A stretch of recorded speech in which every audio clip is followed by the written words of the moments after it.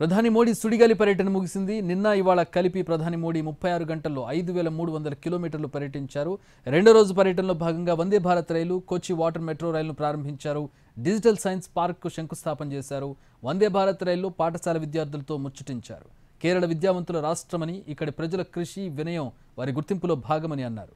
2 రోజుల కేరళ పర్యటనలో భాగంగా మోదీ సంప్రదాయ వస్త్రధారణలోనే కనిపించారు.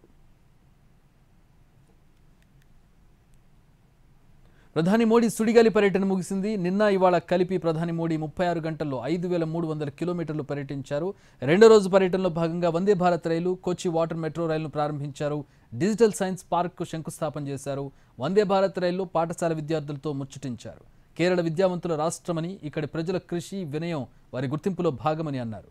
2 రోజుల కేరళ పర్యటనలో భాగంగా మోదీ సంప్రదాయ వస్త్రధారణలోనే కనిపించారు.